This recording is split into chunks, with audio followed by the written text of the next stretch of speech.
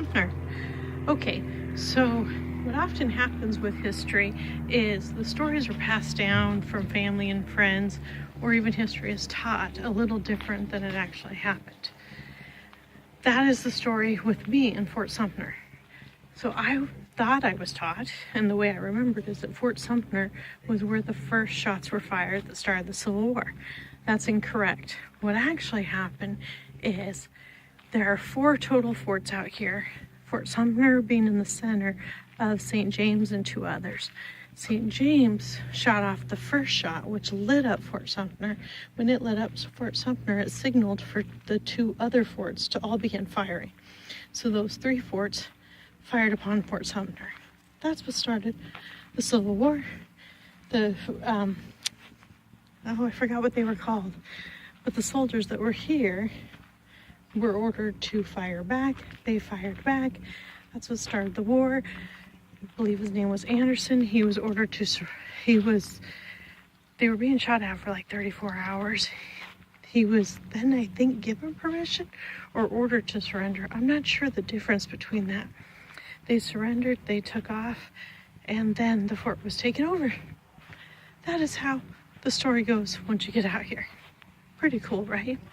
This fort is similar to the fort that I recorded in Florida, but different than the forts that I recorded in Texas. It's actually pretty cool. And this thing here is called a battalion, this big black thing. And a battalion is just a bunch of guns that works together. This battalion was built after the fort. And the fort was actually 50 feet high. Actually, the first Confederate flag raised over Fort Sumter. That flew over Fort Sumter after it was taken from the Confederates. So this is from the top of the battery, looking down on the fort. It's pretty cool. It's actually really beautiful up here. I'm gonna walk out to the end. The fort was filled with sand and dirt and filled in, and the National Park Service excavated the part where we came in, but the rest of it is actually still buried. So down here you can see the part that's been excavated and where it goes into the part that is actually still buried.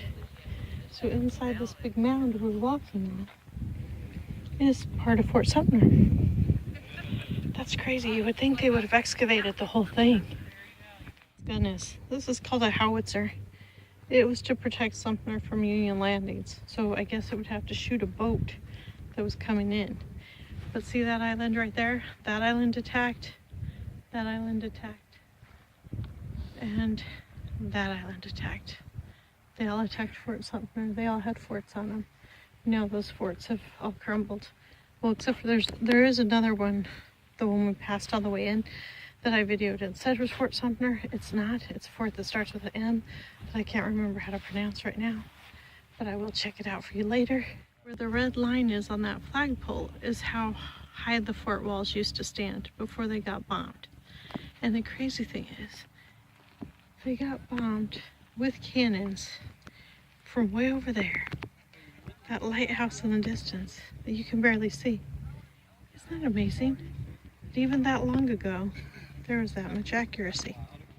That's the other fort that still exists that I was trying to remember. It is also part of the National Park Service.